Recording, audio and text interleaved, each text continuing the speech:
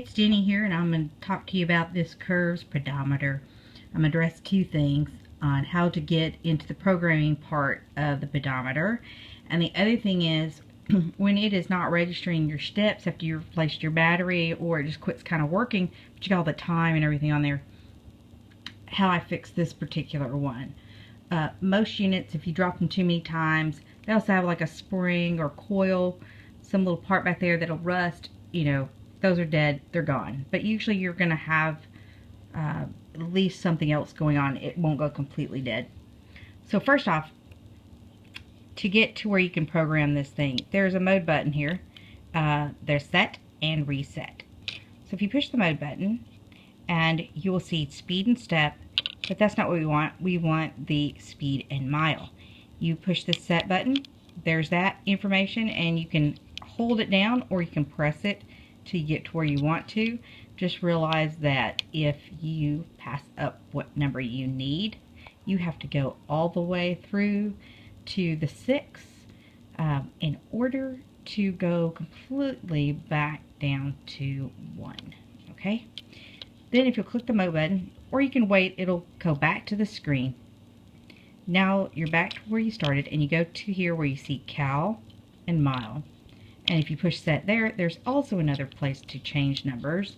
And this one, you can just push that set button repeatedly to where you get what you need. Then if you will push the mode again, you'll get to your time. To reset the time, you push set. If you change the hour, you push the reset button. Be aware that if you need to go to AM instead of PM, you have to go completely around, just like a cheap alarm clock. Alright? So if you need to change the minute, then the set key will change your seconds right there. And that's how you work the buttons on the front. So if you turn over the back here, right, I've already removed the back cover. It just comes off by itself, no big deal. And when you open it up, there is going to be this little plastic cover, and you'll be able to see this little actuator right here. And just remove the 4 tiny little screws. You'll need a very tiny Phillips screwdriver. Now you can use an eyeglass screwdriver will work, but these were so tiny. I have a set that has many flatheads and then 2 Phillips. You can usually get these at dollar stores, Harbor Freight, Walmart will have them usually in the back, or on a power panel. Those are those panels that are on the aisles that just items that you didn't, oh, I need that, you know. That's what they call them, power panels. And that's really good. But I actually had to use also a flathead because, okay, here's where the battery goes in. It just slides out, and then you can slide that bad boy back in. These are not batteries. This is that little part you saw through the little plastic window. It goes like that. And when it hits that little bent wire there,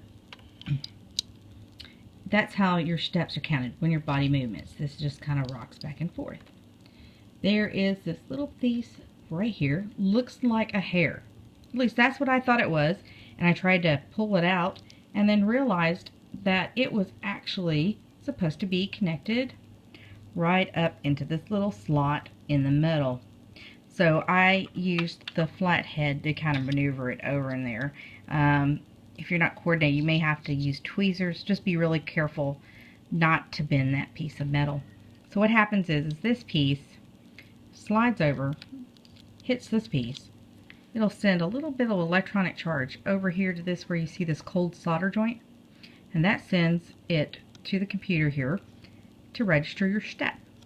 So on this particular unit, if that right there is broken, missing, gone, then you might as well toss this unit out, because it's not going to be worth it to try to repair it. They're so cheap nowadays. You can go to Craigslist and Amazon. Once you're done messing with it, don't forget, put the plastic cover back on, put the screws on, put your cover on, and go take care of it. So I hope that helps you out. For tutorials on how to figure out how to program the proper numbers into a pedometer, there are plenty of tutorials that I've seen here on YouTube. And also, if you would like it in writing, just do a search using Google or Bing or your favorite search program.